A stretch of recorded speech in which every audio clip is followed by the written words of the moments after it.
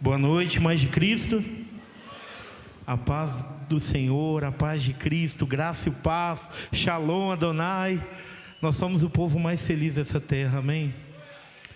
Ele nos comprou pelo seu próprio sangue e nos fez reis e sacerdotes.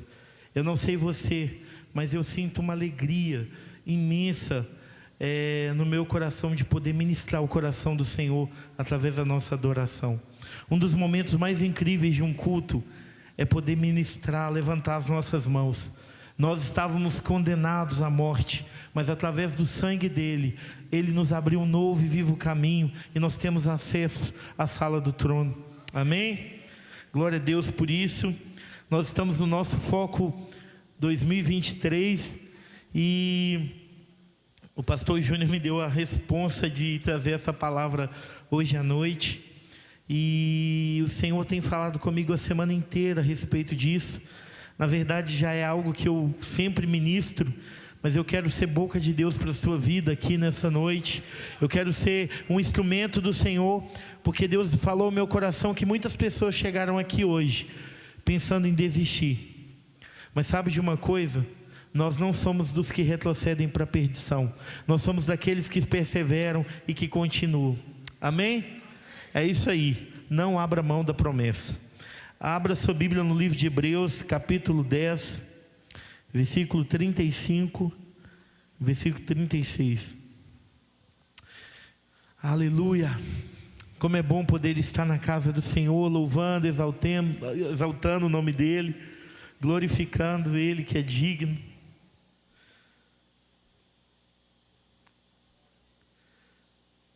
Tu és digno, Jesus. Louvemos ao Senhor, pois seu nome é santo. Será que você pode levantar suas mãos e declarar isso? Louvemos ao Senhor, pois seu nome é santo. Hosana, Hosana, Hosana ao nosso Deus. Aleluia. Hosana ao nome dEle. A palavra de Deus diz no Salmo 22 que em meio aos louvores Ele habita.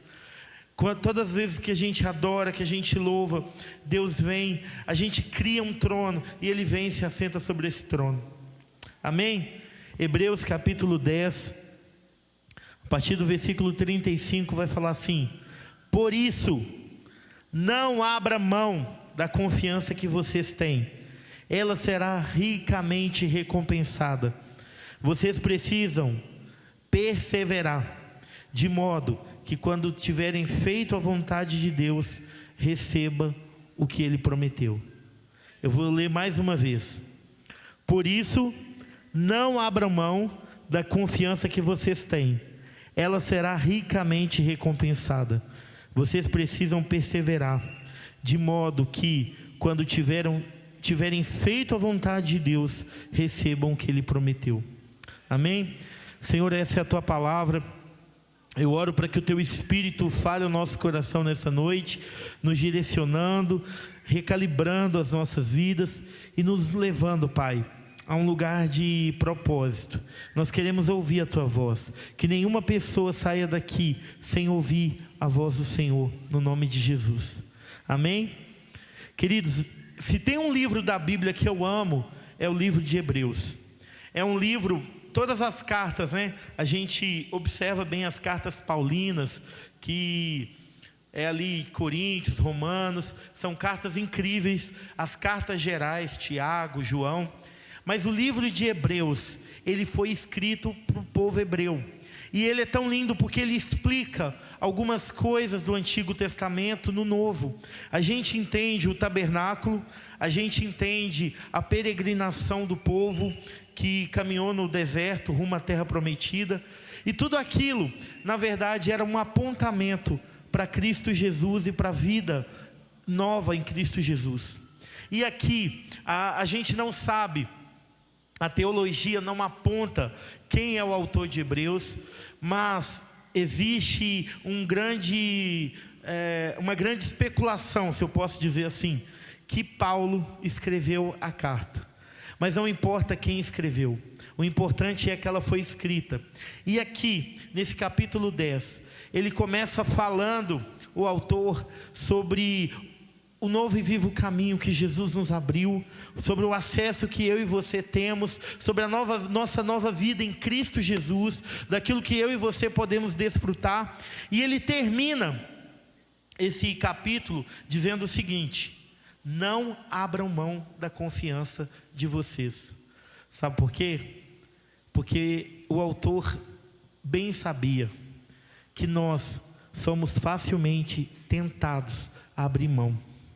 Eu não sei você, nós estamos aí nos últimos dias de 2022, e esse foi um ano, pelo menos para mim, foi um ano muito bom, muito intenso, mas foi um ano legal, um ano incrível. O Senhor nos transicionou, nos trouxe para essa terra linda, para essa igreja incrível. E embora, Deus tenha muitas vezes cumprido coisas, nós temos muitas vezes a tendência de desistir. Nós somos aquelas pessoas que às vezes querem recuar, querem abrir mão. E quando a gente para olhar a história dos próprios hebreus, a Bíblia vai narrar a partir do Números capítulo 13, que Moisés, depois que libertou o povo da terra do Egito, ele comissionou 12 homens com uma missão de ir e verem a terra prometida. E a Bíblia diz que desses 12 homens, 10 voltaram com um relatório totalmente incrédulo, totalmente negativo. A Bíblia diz que eles foram, espiaram a terra, verificaram, viram que a terra era uma terra boa, que manava leite e mel. Olha só, a terra, gente, era tão produtiva, tão incrível, que a Bíblia vai falar que um só cacho de uva precisou ser trago por 2 homens. Então, 2 homens tiveram que trazer 2 cachos de uva. Tamanha era a prosperidade. Mas a Bíblia diz que 10 daqueles homens chegaram com um relatório totalmente negativo. Eles chegaram desacreditando da promessa de Deus. Apenas 2 homens, chamados Josué e Caleb, não abriram mão da promessa. E é sobre isso que nós vamos ouvir e ser ministrados nessa noite. Porque muitas vezes nós temos a tendência de abrir mão. A gente abre mão da nossa família fácil, a gente abre mão do casamento fácil, abrimos mão de uma vida com Deus fácil. A Bíblia vai narrar várias pessoas que abriram mão. Só que sabe de uma coisa? Quem abre mão não constrói história. A Bíblia vai falar de um homem chamado Esaú. Ele tinha de tudo para prosperar. Ele era o primogênito, filho na linhagem. Ele era o filho de Jacó ali. Era alguém que iria herdar as promessas de Isaac, de seu pai, de Abraão, seu avô. Ele era o homem que estava ali, o seu bisavô, aliás. Abraão foi bisavô de Esaú, Isaac foi avô. Ele estava na linhagem, só que a Bíblia vai falar que ele abriu mão da promessa por causa de um prato de lentilha. Assim como esses 10 espias também abriram mão de uma promessa de Deus por causa da incredulidade. Eles preferiram olhar para os gigantes, preferiram olhar para os desafios da terra do que propriamente para a promessa. E quantos de nós estamos sendo dessa maneira? A gente olha hoje para a igreja e a gente desacredita de uma igreja santa, porque a gente está caminhando apenas na linhagem daqui da terra e se esquece de olhar para o sobrenatural. O que me impressiona na palavra de Deus, no livro de Apocalipse, vai falar que João, o apóstolo João, Deus mostra para ele as 7 igrejas, mostra tudo que estava de errado na igreja. Mostra a igreja de Laodiceia, que achava que estava quente, mas era morna. Mostra a igreja de Éfeso, que tinha ali largado o primeiro amor. Mostra que uma igreja estava tolerando Jezabel. Mostrou todos os defeitos da igreja. E aquele cara tinha de tudo para abrir mão da igreja. Só que quando ele vai abrir mão da igreja, a Bíblia diz que abre-se uma porta no céu. E o Senhor diz assim: sobe aqui. Eu vou te mostrar agora o que eu estou enxergando daqui de cima. E sabe de uma coisa? Essa é uma palavra que Deus precisa liberar sobre nós. Muitos de nós estamos apenas com o diagnóstico aqui da terra, mas nós precisamos de uma visão do céu. Nós precisamos subir um novo nível e enxergar como Deus está enxergando. Tem pessoas que estão no nível tão da terra, sabe, que não conseguem enxergar o que Deus está enxergando.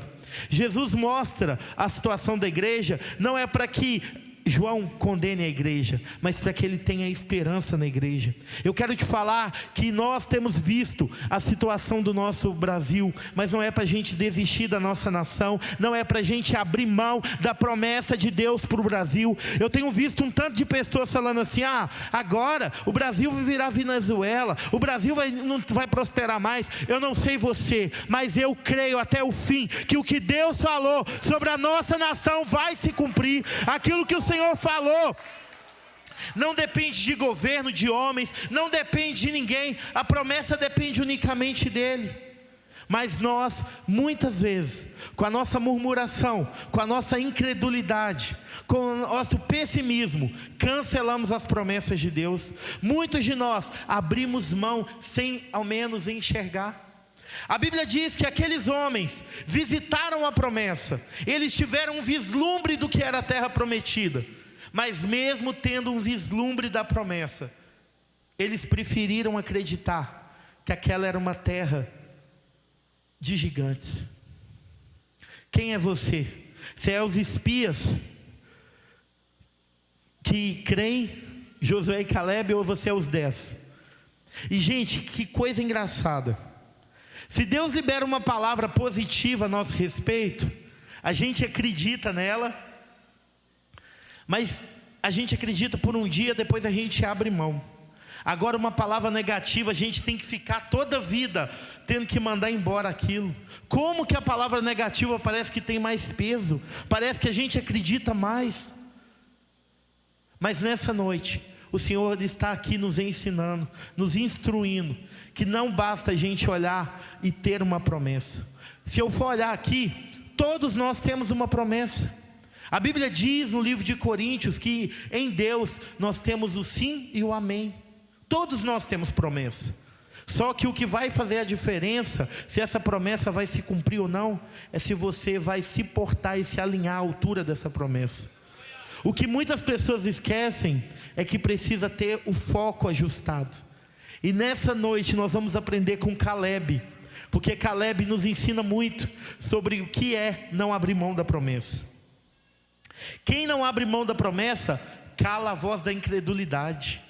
A Bíblia diz que estava eles tudo falando: a terra tem gigantes, nós somos como gafanhotos diante deles. E Caleb simplesmente grita e fala: eia, subamos e possuamos aquela terra, porque o Senhor nos deu aquela terra. O relatório estava todo mundo incrédulo, mas Caleb se levantou para ser o do contra. Deus está à procura das pessoas que vão se levantar e vão contra todo o diagnóstico dessa terra, que vão gritar: opa, o Brasil pode até estar desse jeito, mas Deus vai transformar o Brasil. As circunstâncias podem ser contrárias, mas eu não abro mão daquilo que Deus falou. A minha família pode até estar no pecado ainda, mas a palavra de Deus diz: crê no Senhor Jesus e será salvo tu e a tua casa. São pessoas que calam a voz da incredulidade. Eu já falei aqui um dia, teve um dia que eu peguei um Uber, acho que eu contei isso aqui um dia. E aí eu estava no Uber e o homem começou: o Brasil está muito ruim, não sei o quê. Eu estou assim: não está assim não. E eu comecei a mudar o diagnóstico daquele homem, porque não adianta a gente falar que é profeta. Profeta não é só ficar aqui falando em língua, você tem que mudar a realidade na vida, na mentalidade das pessoas. E o homem olhou para mim e falou assim: que país que você vive? Eu estou assim: moço, eu vivo no Brasil, mas meu país é do céu, porque a Bíblia fala lá em Filipenses que eu sou do céu. E lá no céu não tem essas más notícias não. Gente, eu não sei você, esses últimos meses eu fiquei, meu Deus, eu estava vidrado. Eu chegava em casa, A minha esposa, ela é jornalista por formação, então ela já tem todo um cunho jornalístico de informação e tal. Aí a gente ficava lá, eu ia em um canal, ia em outro, e a gente ficava buscando aquelas informações. Eu, ai meu Deus, chorava, orava, estava o dia inteiro assim. Aí o Senhor falou comigo: você está buscando muitas informações da terra, e as informações da terra têm fake news. Mas no céu, a minha palavra não mudou sobre o Brasil. Eu disse que o Brasil vai ser celeiro, e o Brasil vai ser celeiro, com PT ou sem PT, com governo de comunismo ou sem comunismo. A palavra que Deus falou vai se cumprir, e nós precisamos nos colocar a essa altura. Eu não sei você, mas eu e você precisamos ser esses homens que calam a incredulidade. Tem gente que tem relatório contrário na boca, fica falando, ai, sabe, é uma lamentação terrível. Nós precisamos nos levantar. Quem não abre mão da promessa, cala a voz da incredulidade. Caleb se levantou, ele deu um grito.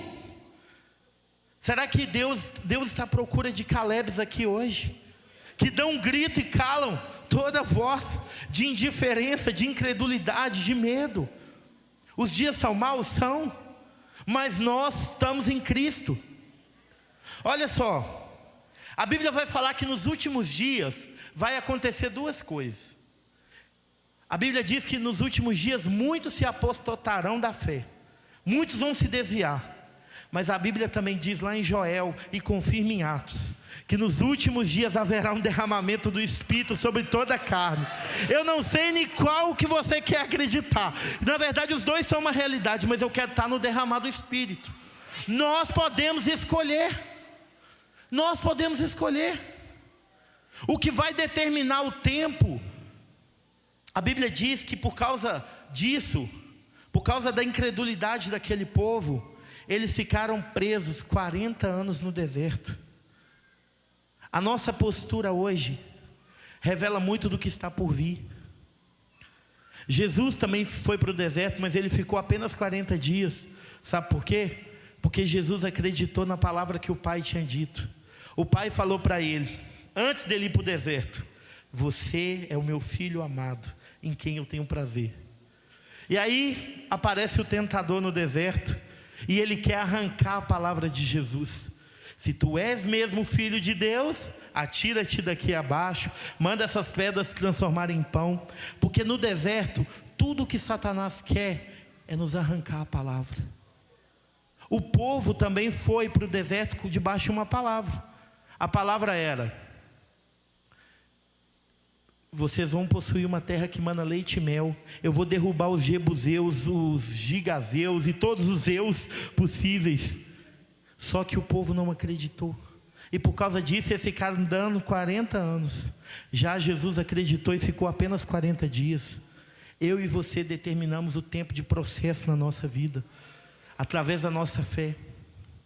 Deus me trouxe aqui nessa noite para te falar: ajuste o seu foco, cala a voz da incredulidade, seja radical, para de ouvir notícias da terra, cola os seus ouvidos nos céus e espere dos céus a boa palavra. Tiago capítulo 1 versículo 17 diz que vem do Pai das luzes toda boa dádiva, todo dom perfeito.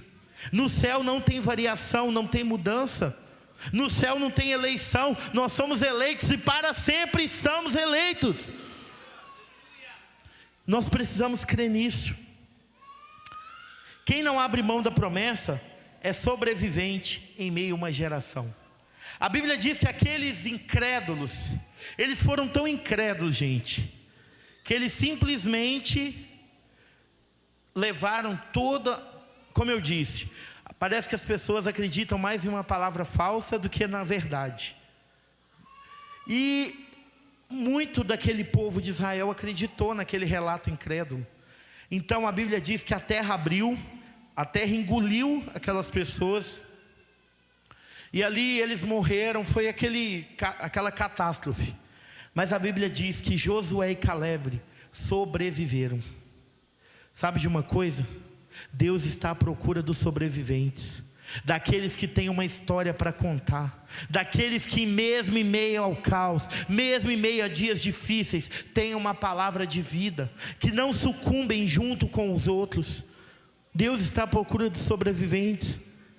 Já viu quando há um terremoto, e aí fica lá os soterrados debaixo, e aí você pensa que todo mundo morreu ali, mas de repente quando vai algum bombeiro ali, e começa a tirar, de repente dá um grito: ah, eu estou aqui.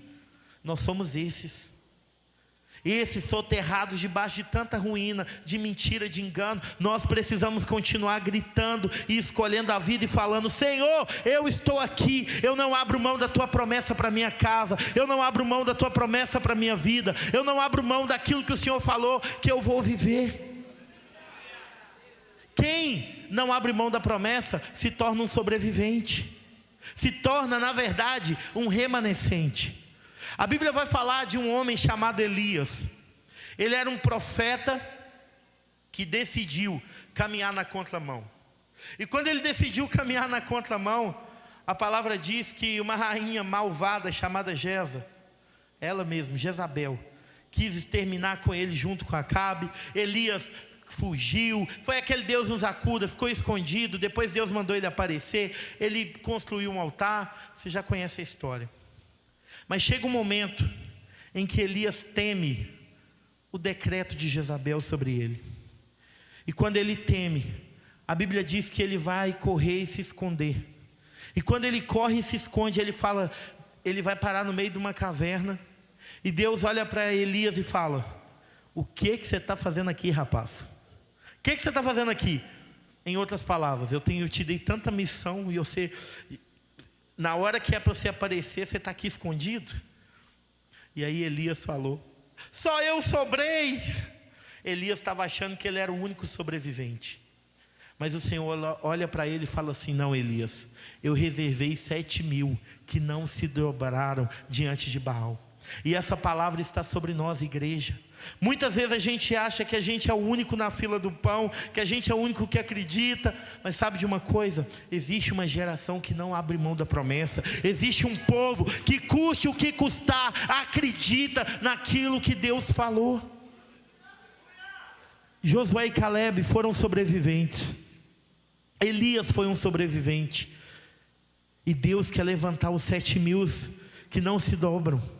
Sobreviventes, homens que não têm a vida por preciosa, mas o evangelho por precioso. Homens e mulheres que estão dispostos a pagar um preço de ver a promessa se cumprir na sua geração. Deus está me chamando e Deus está te chamando para esse tempo. Quem não abre mão da promessa é fiel ao Senhor. Olha o que Números 14, 24 vai dizer. Gente, é o próprio Deus chamando, não é ninguém, é o próprio Deus falando de Caleb. Olha só: porém o meu servo Caleb, porquanto nele houve outro espírito, e perseverou em seguir-me, eu o levarei à terra em que entrou, a sua semente a possuirá em herança. Olha só, a Bíblia diz que o próprio Deus olhou para Caleb e viu em Caleb fidelidade. Se tem algo que eu e você precisamos aprender sobre não abrir mão da promessa, é ser fiel a Deus. E é aqui que muitos de nós somos reprovados. Porque tem pessoas que enquanto está na bênção, está tudo na bênção, glória a Deus. Mas é a luta chegar, é a dificuldade chegar, que se esquecem de Deus. Que se esquecem e falam: como assim? Deus estava me abençoando e agora parece que a mão de Deus foi arrancada de sobre mim. O que está acontecendo, Deus? Eu quero te falar que nós precisamos ser fiéis a tempo e fora de tempo. Mesmo que as coisas não saiam de acordo com aquilo que eu e você planejamos, Deus está em busca de fidelidade no nosso coração. Quantos de nós, que quando a dificuldade chega, que quando a luta chega, a gente se desvia do propósito, a gente se esquece da promessa, e a gente não permanece fiel. Você sabia que Deus procura os fiéis da terra? A Bíblia diz no Salmo 101, no versículo 6, Deus ele procura algumas coisas. Ele procura adoradores. João capítulo 4, versículo 23 diz isso. Ezequiel 22:30 fala que ele procura intercessor. Mas a Bíblia também diz, no Salmo 101, que ele procura os fiéis da terra. A fidelidade, a lealdade é algo muito raro nos nossos dias. E o Senhor está à procura disso. Mesmo que tudo esteja contrário na sua vida, Deus quer que eu e você sejamos fiéis a Ele. Mesmo em dias em que a gente olha para um lado, olha para o outro e nada nos encoraja. Porque, gente, nós vamos passar pelo teste do tempo, da dificuldade. Muitas vezes Deus vai falar coisas a meu e a seu respeito. Parece que não funciona. Mas sabe de uma coisa? É nesse lugar que Ele quer ver a nossa fidelidade. É nesse lugar que Ele quer ver eu e você nos rendendo diante dEle. Eu posso me lembrar de dias em que o Senhor provou a minha casa. Em dias em que eu e a minha esposa nos faltou tanto recurso. Nos faltou recurso. Porque, gente, parece que quando Deus quer provar numa área, parece que Ele vem e prova você em todas as áreas. Quando falta dinheiro, começa a faltar amigo. Não é assim? Parece que todo mundo que estava do seu lado, parece que se descola, não sei. Parece que você se sente estranho. Tem pessoas que estão passando por isso aqui. E aí, é aquela prova. E eu me lembro que a nossa casa sempre foi cheia de pessoas. Mas de repente, um dia, a luta e a dificuldade chegou. Veio a escassez. E tudo que nos sobrou foi o Senhor. E sabe o que a gente fazia? A gente levantava nossas mãos e adorava e falava: Deus, nunca foi sobre ter algo, sempre foi sobre ter você, sempre foi sobre ter a tua presença. Eu quero te falar que o dia mau vai chegar na sua vida, o dia da dificuldade vai chegar, para que eu e você possamos aprender a adorar a Deus nos dias difíceis também. Ele é Senhor dos dias bons e dos dias ruins. Saiba que a promessa é incrível. Você vai viver dias incríveis na promessa, mas você vai viver dias difíceis também. E quando esse dia difícil chegar, o que vai fazer a diferença é a sua fidelidade. O que vai fazer a diferença é a sua adoração. Quando faltar o pão, quando faltar, sabe? Eu me lembro que em 2018, eu trabalhava em uma multinacional de geradores. Eu tinha um emprego bom, a minha esposa também, a gente estava vivendo um tempo bom. E de repente, o Senhor começou, a gente entrou em um propósito de oração. Começamos a buscar as promessas de Deus. E, gente, a gente começou a jejuar, parece uma coisa, o céu começa a se abrir. E quando a gente começou a jejuar, eu me lembro que a gente morava num apartamento bem pequeno, éramos recém-casados, e os pais da minha esposa tinham ido embora para João Pessoa, a trabalho. E a casa onde eles moravam ficou desocupada. E aí eles fizeram uma proposta para a gente: vem morar aqui, vocês não vão pagar aluguel, vocês vão ficar bem e tal. E a gente não queria, porque a gente queria uma certa liberdade. Mas a gente foi orar e perguntar para o Senhor. E o Senhor falou assim: vão para lá, fiquem lá. Só que a gente não sabia o porquê que Deus tinha falado aquilo. E havia uma pretensão de aumento de salário, estava tudo indo bem. De repente, quando eu chego lá na casa, na primeira noite eu tenho um sonho que eu estou saindo da empresa. Aí eu: Deus, que loucura, isso não é o Senhor não. Repreendi. E aí passou uns dias, no meio do jejum, chega a carta de demissão. A vaga que eu ocupava deixou de existir em todas as multinacionais. E naquele dia o Senhor falou: acabou o seu tempo de trabalhar com os homens. Você vai trabalhar exclusivamente comigo. E eu: o que, Deus? Como assim? Eu tenho conta para pagar. Só que a gente se esquece que o melhor patrão é o Senhor. Você se esquece que, gente, eu vou te falar, viver na mão de Deus é a melhor coisa que tem. Ele é incrível, Ele é maravilhoso. Tem coisa que só milionário ou missionário vai viver, entendeu? Eu sinto que o Espírito Santo está encorajando pessoas aqui nessa noite. Eu não ia falar sobre isso, mas eu preciso liberar. E eu me lembro que foram dias de tanta prova, sabe?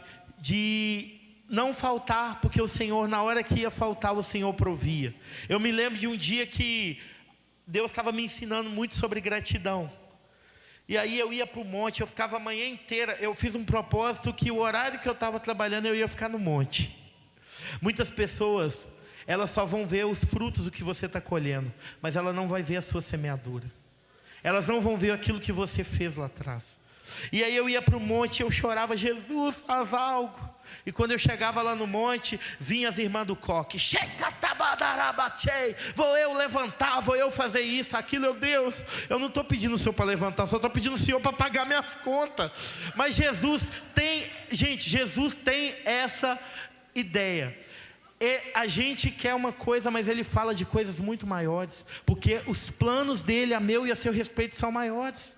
A nossa mente alcança o aqui e o agora. Se Ele me contasse lá atrás que eu estaria em Florianópolis, não, meu Deus, para mineiro, isso é, meu Deus, só Jesus pode fazer isso. Talvez você já esteja tranquilo, mas para mim eu ganhei na vida morar em Florianópolis, porque Jesus faz isso, sabe? E aí eu me lembro que, gente, Ele estava me ensinando sobre gratidão. E Ele estava me ensinando sobre gratidão. E aí a gente foi olhar, Pri, eu acho que eu ainda tenho seguro-desemprego, eu vou lá. Mas o Espírito Santo falou assim comigo: você não tem seguro-desemprego, você vai lá à toa. Aí eu: ô Senhor. E eu contando as moedas para pagar o ônibus. E aí cheguei lá, eu entreguei para a mulher o negócio do seguro-desemprego, e ela: de acordo com a nova lei que foi estabelecida na semana passada, você não tem direito mais. Gente, sabe aquela vontade de murmurar, de xingar o governo, de xingar tudo? Me veio aquela vontade, aquela ânsia. E naquela hora eu vi, aí eu falei assim: glória a Deus, aleluia, porque o Senhor é bom, a minha vida não está na mão do governo. A mulher olhou para mim e ficou assim: é doido. Gente, naquele dia, eu lembro que eu passei e eu olhei para uma mulher comendo pizza. Gente, eu não tinha um dinheiro para comer pizza, tudo que eu queria, porque para gordinho, né, você sabe. Eu queria tomar um pedaço de pizza da mão da mulher. E de repente, o Espírito Santo falou assim comigo: pega o seu cartão Sodexo. Eu já tinha saído da empresa, gente, já fazia meses. E vai no McDonald's agora, porque esse cartão está cheio. Aí eu falei assim: não, Senhor, isso é coisa da minha cabeça.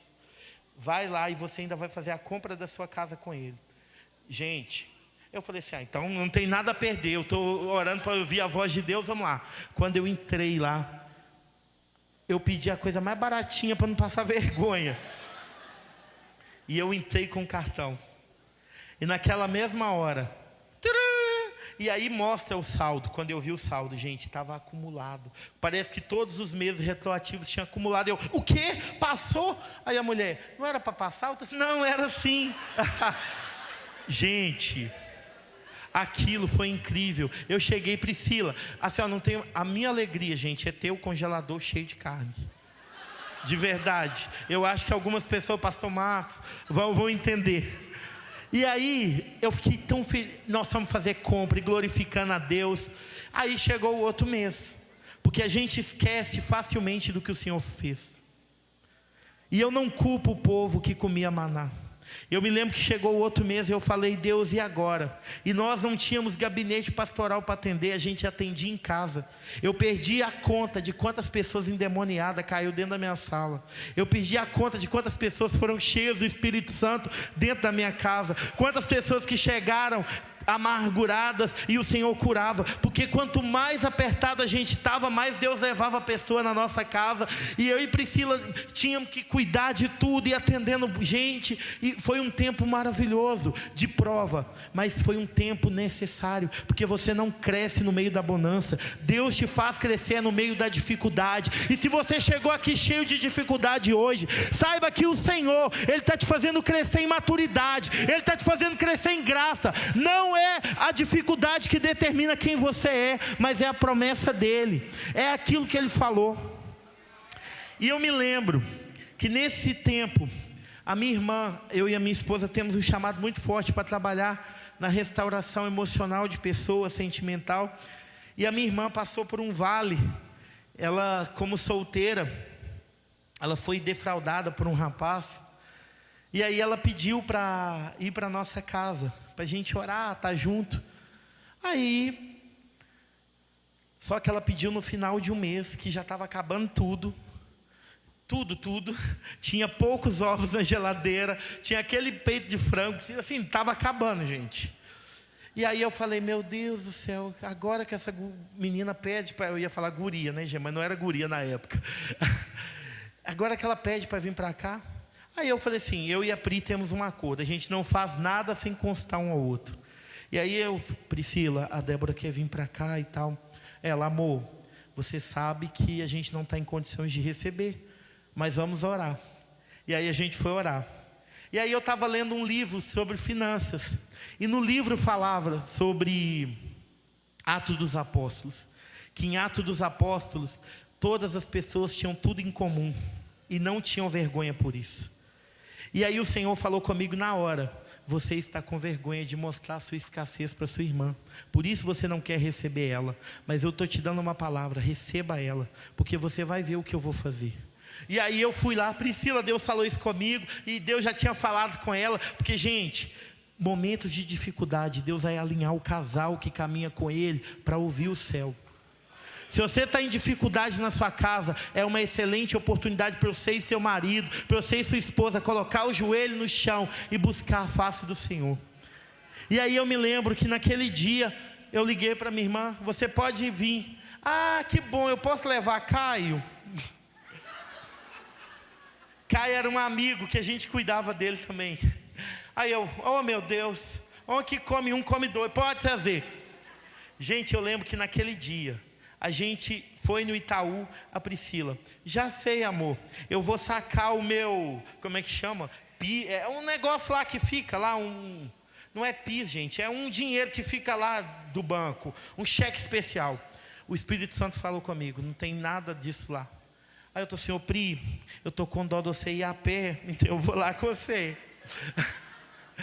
E aí, quando a gente foi lá sacar, não tinha nada. Aí ela, ah meu Deus, não tem nada. Eu, Priscila, gratidão, vamos agradecer. No meio do banco, ela, Janilson, menos. É porque assim, gente, eu sou sanguíneo, então eu me parramo mesmo. Ela, menos.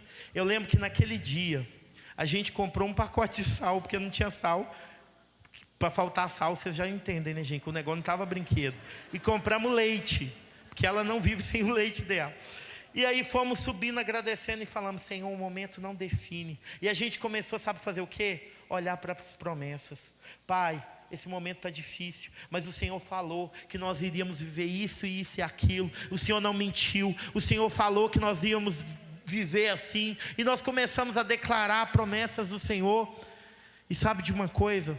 Os meninos chegaram, gente, aquele menino parecia que estava com o devorador no estômago. Eu tinha que colocar quase que um papel de dízimo, um envelope, para repreender o devorador. Aquele menino comeu de tudo, na hora que estava acabando, já não tinha mais jeito. Eu lembro que o Senhor, assim ó, eu falei, meu Deus, ele comeu meu último ovo do café da manhã, Jesus. Eu entrei para dentro do quarto. A Priscila sabe disso.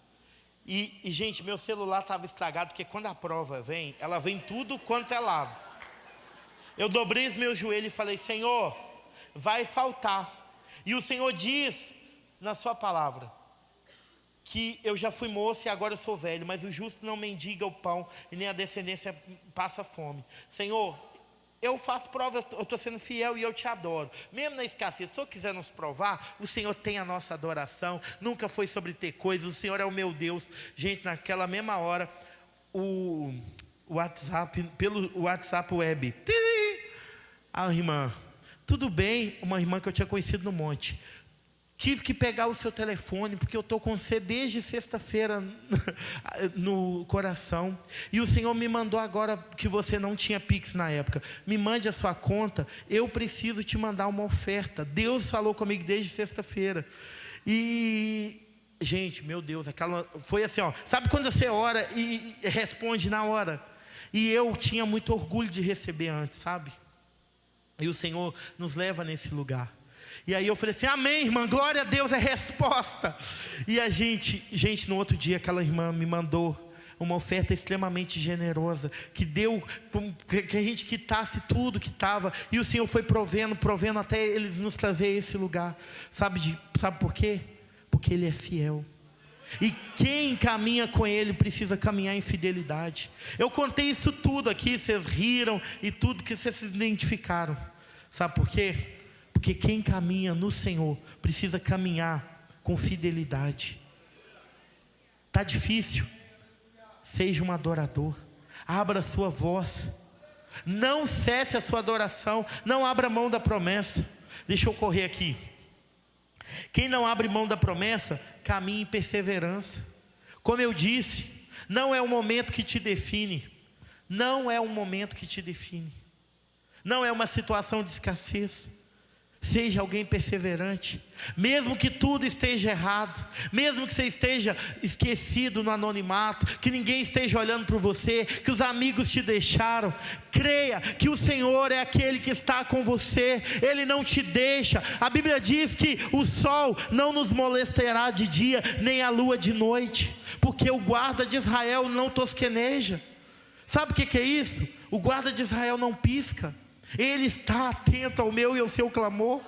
Tem pessoas aqui que chegaram dispostas a abrir mão de tudo, pensando assim, é o fim. Mas sabe de uma coisa? Deus te trouxe aqui para te dizer que não é o fim. Na verdade é o fim de um ciclo, para você entrar no novo ciclo de recomeço, de cura, de transformação na sua vida. Porque Ele te ama, porque Ele tem planos a seu respeito, e os planos dele a seu respeito são de paz e não de mal. Caleb perseverou. Caleb perseverou. E nós precisamos perseverar. Tem uma coisa que eu e a Pri fazemos lá em casa. A gente começa a andar assim. Andava, por exemplo, em BH. Senhor, hoje nós estamos andando aqui, mas amanhã na Times Square.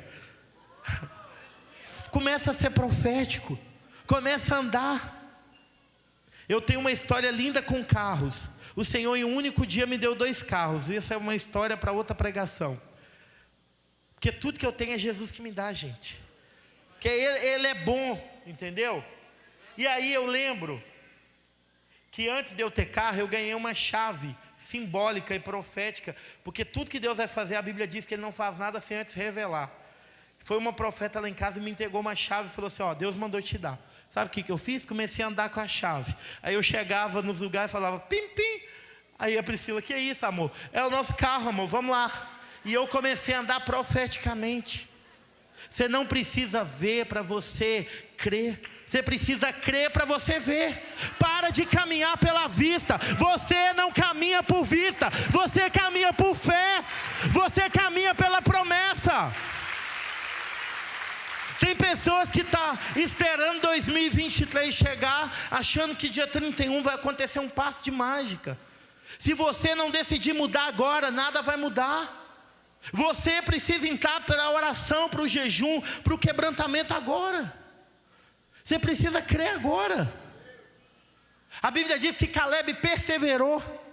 E não foi um tempo só. Ele perseverou 45 anos. Você está disposto a esperar isso? A Bíblia diz que quando Deus fez a promessa para Caleb, ele tinha 40 anos. E com 85 anos foi quando a promessa se cumpriu. Ou seja, ele precisou esperar 45 anos. Quem não abre mão da promessa, recebe vigor e força para aguardar a promessa. Tem pessoas aqui que entraram desacreditadas pelo tempo. Tem promessas que eu escuto de Deus desde quando eu tenho 13 anos de idade, que ainda não se cumpriu, mas sabe de uma coisa? Eu nem sei que dia vai se cumprir, mas eu sei que Ele é fiel para cumprir tudo aquilo que Ele falou. Tem pessoas aqui que chegaram esmorecidas pelo tempo de espera. mas o tempo de espera não define a promessa de Deus para a sua vida. Creia que apesar dos dias difíceis, que apesar da dor, Ele continua sendo fiel, Ele continua sendo verdadeiro. Eu posso imaginar Caleb caminhando no deserto falando assim: hoje eu estou caminhando no deserto, mas amanhã eu vou estar em Canaã. Eu já tive um vislumbre de Canaã, e Canaã mana leite e mel. Caleb perseverou. Quem tem promessa fala da promessa. Eu achei incrível essa semana o Maurício Paes chegando aqui, e ele, gente, deu para perceber a emoção dele. Ele chegou aqui, parou e ficou em estado de choque, quase que chorando, e falou: meu Deus, eu vi o pastor Júnior e a pastora Vitória falar disso daqui, e hoje se cumpriu, porque quem tem promessa fala da promessa. Desde a escola eu falava de coisas que eu ia viver. Eu me lembro que o Senhor falava desde sempre assim: você vai escrever livros, eu vou fazer você escrever livros, vai chegar em pessoas.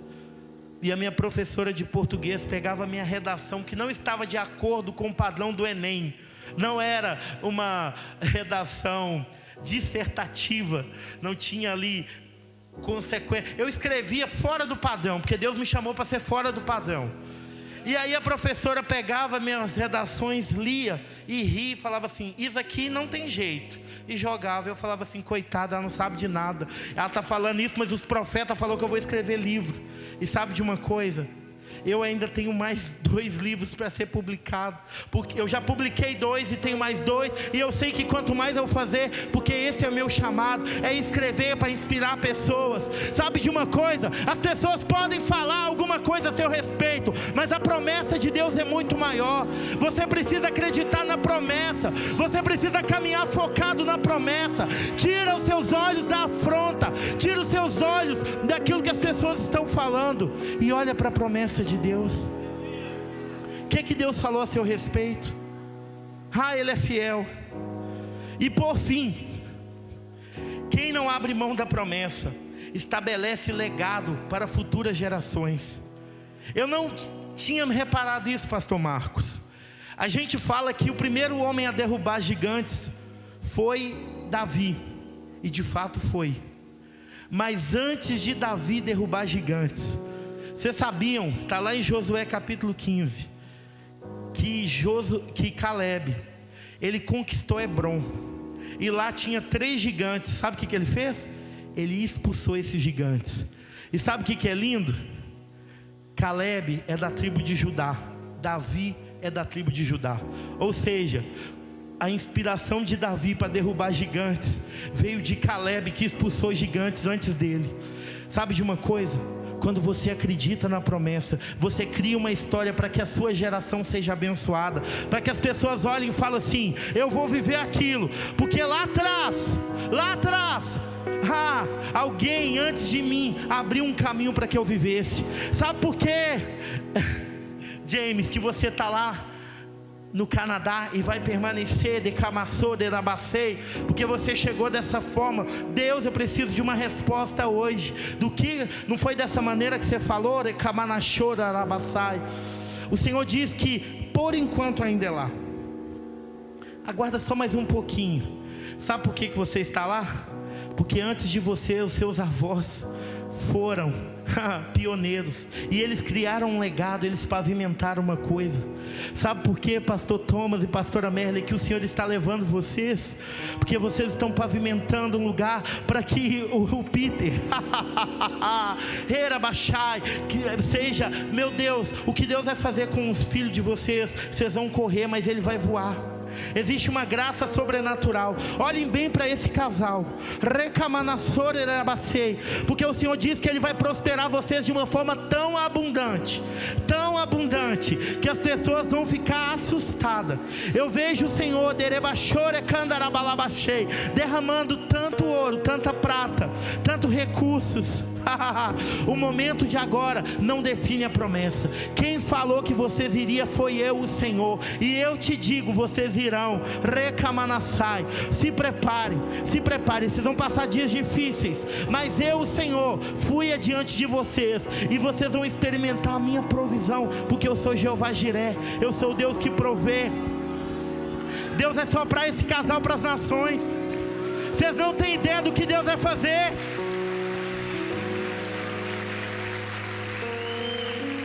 Valorizem esse casal agora, porque depois vai todo mundo querer ser amigo, porque vai ter conta verificada no Instagram. Vocês não têm ideia do que Deus vai fazer. Vocês não têm ideia. O Senhor vai soprar. Eu sei que eu estou atrasado, mas depois eu acerto com o pastor Júnior. Recalamanachai, ribaste candalas. A menina improvável, a menina que que parecia que não tinha voz, vai ser uma voz. Você não tem ideia como que Deus vai te levantar no meio de mulheres nas nações. Eu vejo você sendo tomada por um espírito de tanta profecia, de tanta graça. Você vai falar, muitas vidas vão se converter. O Senhor vai gerar muitas pérolas na dor. Eu vejo Deus ferindo a ostra. E toda vez que uma ostra é ferida, é porque é necessário a pérola ser formada. Você não tem ideia. O seu discipulado vai ser cara a cara comigo, diz o Senhor. Você vai ter tantas experiências. O seu marido vai estar estudando, mas o conteúdo que ele receber lá, eu vou fazer contigo no secreto. Eu vou te desenvolver a maternidade de uma forma sobrenatural, e vou curar alguns traumas, porque eu te chamei para ser a minha psicóloga. Hoje eu estou derramando uma unção, sobre você. E sobre ti, homem. Assim diz o Senhor: eu colocarei tanto ouro e tanta prata nas suas mãos. Eu sei dos lugares de dor e de humilhação. Para muitos, você só era um menino empolgado, mas eles terão que ver o que o Senhor fará. Eu vejo tanta graça de Deus vindo. Se prepare. Vocês nesses dias têm sido, meu Deus, muito provados, e a fé tem sido esticada. Mas sabe de uma coisa? Assim como Elias, quando chegou em Sarepta, já estava tudo preparado. Eu já preparei todo o sustento, diz o Senhor. Eu preparei todo o sustento, diz o Senhor. Eu preparei todo o sustento. Eu surpreenderei. Os 2 primeiros anos serão um tempo de muita dificuldade, mas de muita abundância da minha voz sobre vocês. Mas depois dos últimos 2 primeiros anos, vocês verão o que eu farei, diz o Senhor. Porque Ele é bom. Porque Ele é bom. Porque Ele é bom.